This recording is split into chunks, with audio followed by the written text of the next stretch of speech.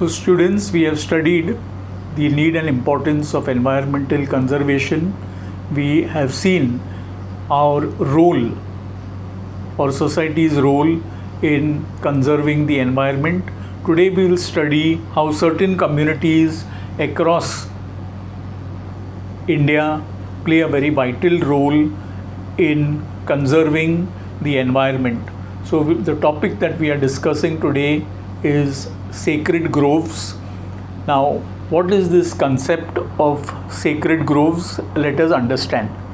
See, sacred groves basically are certain clusters of forest which are protected in the name of God.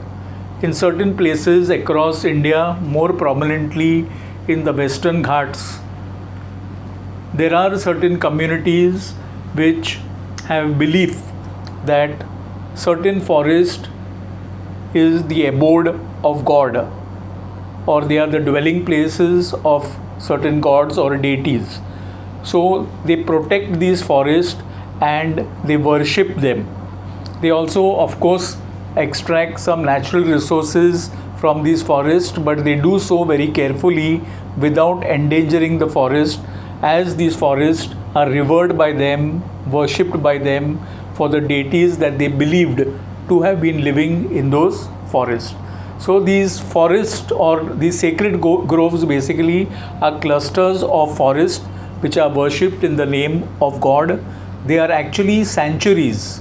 That is, they are actually places or forests which contain or consist of a rich biodiversity of plants and a variety of animals, and they are protected by a particular community. They are not protected or conserved by the government. So such areas are called as sacred groves.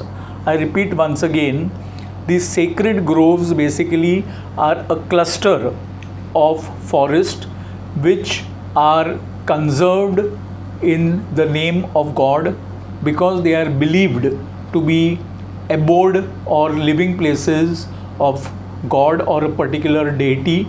So these clusters of forest which are known as sanctuaries and which are also very rich in flora and fauna, that is in variety of plants. They are very rich in variety of plants and variety of animals. So these clusters of forest are being protected by communities and not by government. So their conservation basically is done by certain communities or religious groups as they are worshipped. You will find many of these sacred groves not only along the Western Ghats of India, but across entire India we have many sacred groves. So there are around 13,000 sacred groves in India. To give you an example of a few sacred groves in Maharashtra, in Kolhapur, at a place called Amba, there is a sacred grove. It is believed that the deity Ambeshwar resided within that particular forest. So that forest is being protected by the local community residing in and around over there. Then in Pune also, on the outskirts at Ambegaon, you have a sacred grove which is looked after by a community that worships the deity Masoba. So you will find these sacred groves across various parts of India. Even you will find a lot of sacred groves in Kerala. Kerala has many such sacred groves. Basically in Kerala, what is different is that in these sacred groves it is mainly the snake god or the serpent which is worshipped. So, and they have a different name. In Maharashtra, the sacred groves are called as Devrahi. In Madhya Pradesh, the sacred groves are called as Devrahati. And in Kerala, the sacred groves are called as Ayyappa Kavu, that is the abode of God. And the speciality of these sacred groves in Kerala is that you will find the community over there worshipping the serpent or the snake god. So in most of the sacred groves across Kerala, you will find that there are a lot of images or sculptures or statues of snakes over there.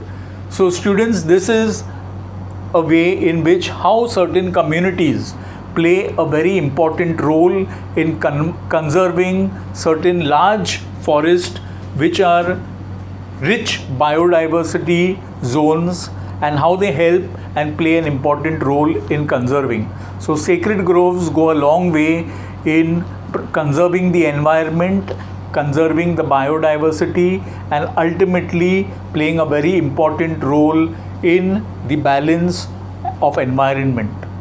We will now go on to see and discuss another moment which took place many years ago, that is the Chipko moment.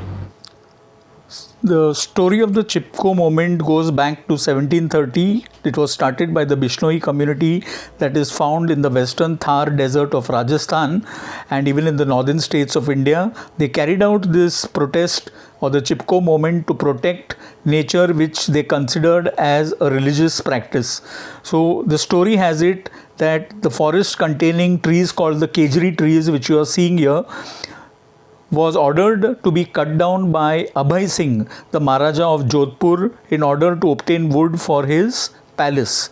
So these Bishnoi women, along with Amrita Devi, they told the soldiers that you would rather kill us than cut down these trees, as these trees are as good as God to us. So they put their hands around the trees. She, along Amrita Devi with other villagers, hugged the trees with their arms, preventing the soldiers from cutting the trees. The soldiers, on orders of Maharaja Abhay Singh of Jodhpur, they killed Amrita Devi along with 3 of her family members and also around 365 villagers of the Bishnoi community from a village called Jainad, which is now called Kejarli after the Kejri trees. So this moment later on to protect forest was known as the Chipko movement. It was carried out in many other parts of India under the name of the Chipko movement or Chipko Andolan. It spread to many parts in the Himalayan region where forests were being cut down to make way for industries and urbanization. So these villagers in these Himalayan foothills also have undertaken the Chipko Andolan on a large scale.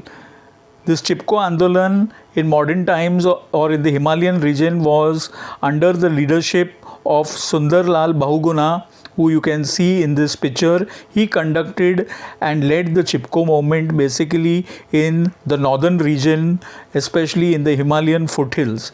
Today, up till today, many such movements are carried out called Chipko Andolan. We will now study some symbols that are used for environmental conservation. We'll study these symbols along with the messages that they are intended to convey. So this is a symbol that indicates waste management. Then you have a symbol for saving energy. This is symbol indicates saving fuel, using solar energy to save other sources of energy. A symbol not to waste water or to save water. Then recycling of waste, whereby you can conserve natural resources. Again, this is a symbol of save water. The most recent one being say no to plastics now. So students, with this we conclude today's lecture.